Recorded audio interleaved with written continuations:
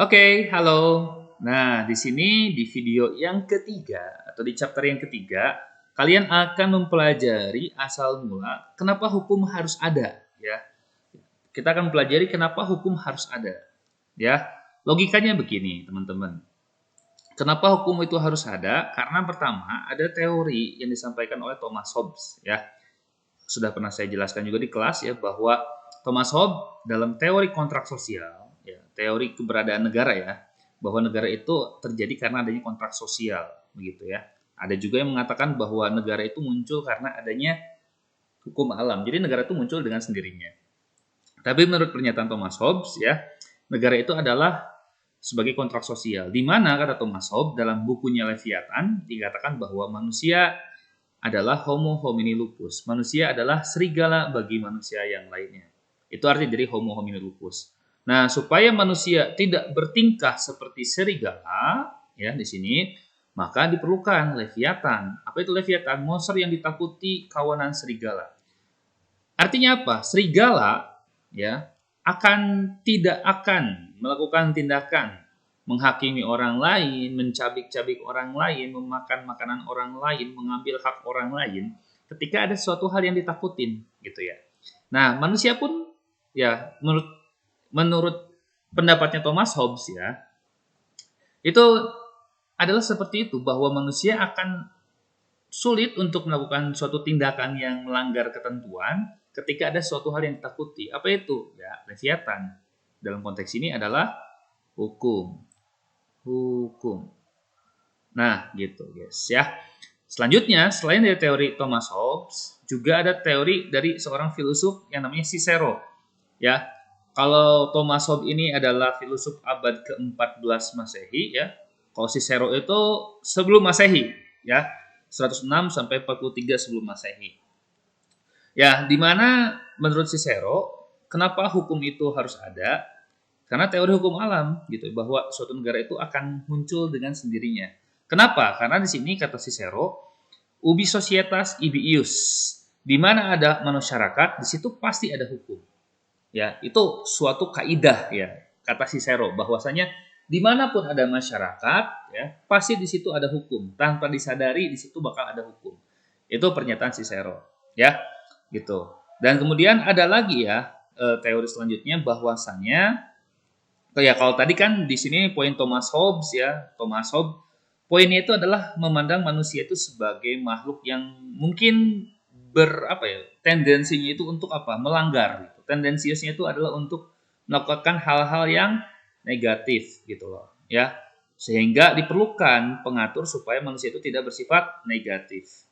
Nah, tapi dalam sudut pandang yang lain, dalam perspektif yang lain ya, manusia itu pada dasarnya memiliki naluri. Nah, ini. Untuk apa? Melakukan kebaikan. Karena tanpa kita sadari bahwasanya setiap manusia itu punya yang namanya nurani, gitulah. Nah, karena sejatinya pada diri manusia terdapat nilai-nilai kebaikan sebagai kodrat yang diberikan oleh Tuhan. Ya, gitu. Karena pasti akan ada nilai-nilai ketuhanan dalam agama Islam, ya. Pasti akan ada nilai-nilai kebaikan di dalam diri manusia. Contoh dalam prinsip agama yang saya yakini di Islam, bahwasanya manusia itu adalah makhluk yang tidak selamanya benar ya, tidak selamanya benar dan tidak selamanya salah gitu. Dan mereka selamanya benar dan salah ini akan dibimbing oleh apa? Oleh wahyu. Oke, oleh dalil. Dalil dari siapa? Dalil dari Tuhan. Sehingga apa? Manusia tidak tersesat gitu. Nah, tapi Tuhan sejatinya sudah menciptakan hal-hal atau percikan-percikan ya, percikan-percikan atau percikan cahaya di dalam hati manusia, yang mana itu disebut sebagai naluri kebaikan. Nah, oleh karena itu Tuhan menciptakan Rasulnya untuk menurunkan wahyunya sehingga percikan keimanan atau percikan atau poin keindahan, poin cahaya di dalam hatinya itu akan istilahnya itu terpicu, terpancing untuk kembali bersinar sehingga pada dasarnya manusia akan berbuat baik begitu. Tanpa diancam pun manusia akan berbuat baik. Itu konsep yang ketiga, bahwa manusia itu secara naluriah dia itu akan melakukan kebaikan. Sehingga hukum itu tanpa disadari itu pasti akan ada. Kemudian Nah, kenapa hukum itu harus ada? Ya, karena prinsipnya kita tinggal itu di sebuah negara. Ya. Dalam negara itu ada wilayah, rakyat, dan pemerintahan. Dan wilayah, rakyat, serta pemerintah adalah syarat sebuah negara yang disebut syarat konstitutif atau syarat yang mutlak. Ya, syarat yang mutlak atau wajib ada. Gitu ya. Itu materinya bukan tentang hukum ya, itu materi yang lain ya. Tapi biar kalian gak lupa bahwa syarat negara itu sejatinya hanya 3 ya. Ada wilayah, rakyat, dan pemerintah. Kemudian syarat yang keempat adalah diakui oleh negara lain. Itu adalah syarat deklaratif. Nah, pertanyaan saya adalah pemerintah ini kan memiliki kekuasaan ya. Nah, kekuasaan yang dimiliki oleh pemerintah itu bersumber dari masyarakat. Kok bisa? Karena apa? Karena masyarakat sudah istilahnya itu mewakilkan dirinya itu kepada pemerintah melalui apa? Melalui kesepakatan. Kesepakatan apa? Kesepakatan awal yang telah dilakukan oleh manusia-manusia di masa itu. Kayak ginilah logikanya. Misalkan ada sebuah wilayah, kita sebut saja wilayahnya itu persegi panjang seperti ini ya. Nah, di wilayah ini tuh ada wilayah misalkan X, Y, Z, dan A. Kemudian ya di X ini tuh ada 2 orang misalkan ya. Di sini tuh ada 3 orang. Yang 2 orang itu perempuan dua-duanya ya. Yang 3 orang itu 1P, 2L ya. Ini 4 orang. Ya, di sini 2L, 2P misalkan ya. Di Z ini ada 10 orang. Ya. 8P, 2L gitu. Nah, pada dasarnya ya ini tentang teori awal ya, tentang teori awal sebuah negara ya. Oke. Bahwa negara itu adalah sebuah apa? Organisasi. Ya, kata kuncinya negara adalah organisasi. Oke ya. Nah, negara dan bangsa adalah 2 hal yang berbeda ya. Bangsa dulu baru melahirkan negara. Dan di sini ada wilayah X, wilayah Y, Z, dan A itu wilayahnya. Adapun 2 orang, 3 orang, 4 orang, 10 orang itu adalah bangsanya. Ya, atau manusianya yang menempati suatu tempat tertentu. Lalu, nah, yang namanya manusia ya teori sosiologi ini, manusia itu adalah makhluk sosial. Oke, kurang enak nih warnanya. Manusia itu adalah apa? Makhluk sosial. Yang namanya konsep makhluk sosial sini ya. Yang namanya makhluk sosial dia itu akan apa? Membutuhkan siapa? Manusia lain. Untuk apa? Untuk memenuhi apa kira-kira? Ya, betul. Memenuhi kebutuhan hidupnya. Karena sejatinya kita sendiri aja contoh lihat sekarang. Kita pakai pakaian, pakai handphone, sudah sesuatunya. Itu apakah kita yang membuat? Tidak. Oleh karena itu kita membutuhkan orang lain. Gitu. Nah, prinsipnya itu ya. Prinsip dasarnya adalah manusia adalah makhluk sosial. Nah, di sini di wilayah X, Z, Y, dan A itu adalah suatu tempat. Tapi tempatnya masih kecil-kecil gitu loh guys. Ya, tempat-tempatnya masih kecil-kecil gitu.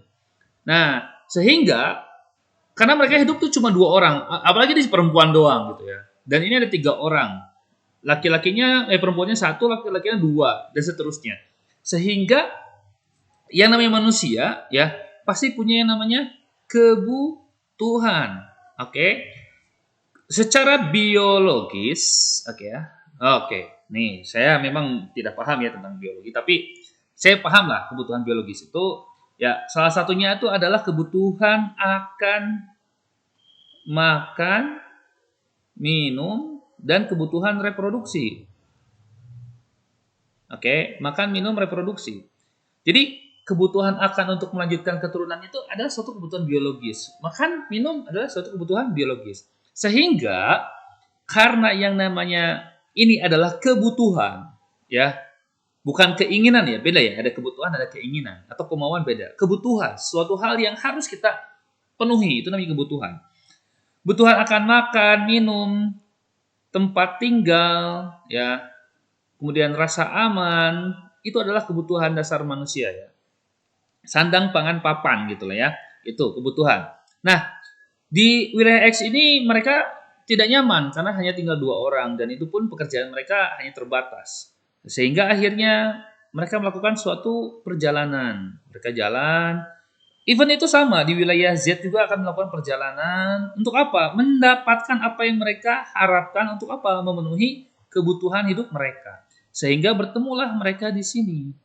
Ya, kita sebut saja ini adalah wilayah ACA gitu ya. Acak misalkan ya. Nah, di wilayah Acak ini mereka berjumpa gitu. Sehingga kenapa mereka bisa berjumpa di sini? Karena mereka sama-sama mencari gitu. Tiba-tiba mereka ada di sini. Kenapa? Karena di sini tuh ada gunung, ada sungai, ya, ada sawah, ya, ada sawah di sini. Kemudian di sini pun tempat terjadinya pertukaran barang. Ini misalkan orang pegunungan, ini orang yang ada di laut, ini orang di daerah sawah, ini orang di daerah kota, misalkan gitu. Mereka menemukan suatu tempat yang menjadi tempat mereka bertemu. Sehingga mereka itu akan menempati tempat tersebut. Nah, ketika mereka menempati tempat tersebut, ya, akan terjadi yang namanya interaksi. Apa? Interaksi. Nah, di dalam namanya interaksi pasti akan membutuhkan manusia lainnya dong, interaksi. Ya, betul. Karena interaksi itu nggak mungkin dengan diri sendiri gitu ya. Pasti akan membutuhkan manusia lainnya. Makanya prinsipnya adalah makhluk sosial. Nah, setelah ada interaksi, maka terjadi juga hal yang namanya kenyamanan. Oke, wah aku nyaman nih gitu. Ya buktinya kalian aja ya. Ada yang namanya in relationship ya. Atau istilah kalian adalah pacaran gitu loh ya. Itu kan dari awalnya interaksi, PDKT, kemudian setelah PDKT menyatakan cinta, jadian, bikin singkatan, bikin tanggal jadiannya, anniversary dan seterusnya. Itu karena ada interaksi di awalnya. Dari interaksi timbullah rasa nyaman. Nah, karena mereka tuh nyaman, akhirnya dari yang tadinya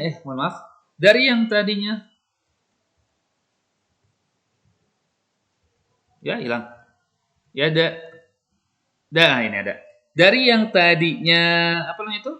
Dari yang tadinya mereka tinggal di wilayah A, Y, X, dan Z, beberapa di antara mereka melakukan tindakan migrasi. Asik. Nah, ini berpindah gitu loh. Dan mereka nyaman di sini sehingga mereka memutuskan untuk apa? Bersama.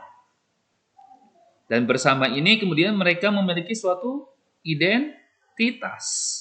Apa? Ya itu tadi, acak ini, itu identitasnya. Sehingga sekelompok manusia ya yang memiliki keinginan untuk bersama dan memiliki identitas, maka mereka ini disebut sebagai sebuah bangsa. Nah, itulah bangsa, teman-teman. Nah, setelah mereka berkelompok di sini, ya mereka beranak pinak di sini, ternyata ya karakter X, karakter Y, karakter A, karakter Z itu terbawa di wilayah Aceh ini. Ya misalkan wilayah orang Aceh, orang A ini adalah sifatnya itu apa? Sifatnya adalah barbar misalkan. Barbar. Wilayah X itu adalah wilayah penyabar gitu lah. Nah, ketika di Aceh ini ada orang yang diuntungkan, ada orang yang dirugikan gitu loh. Sehingga membuat adanya rasa ketidakadilan, ya.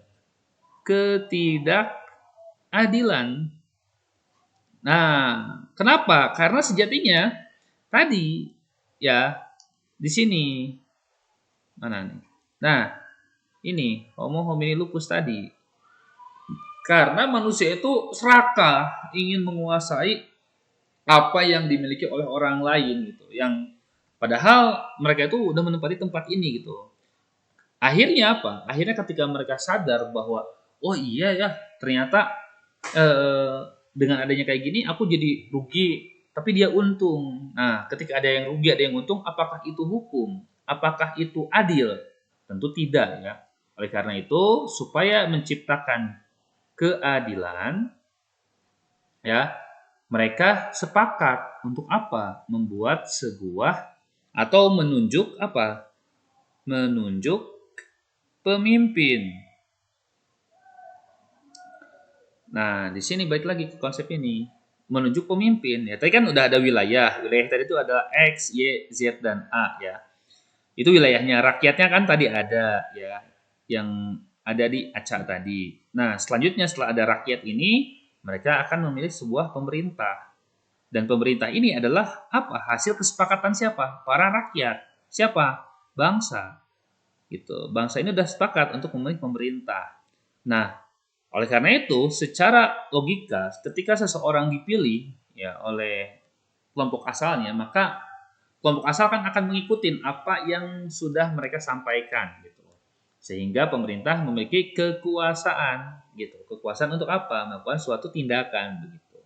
Ya.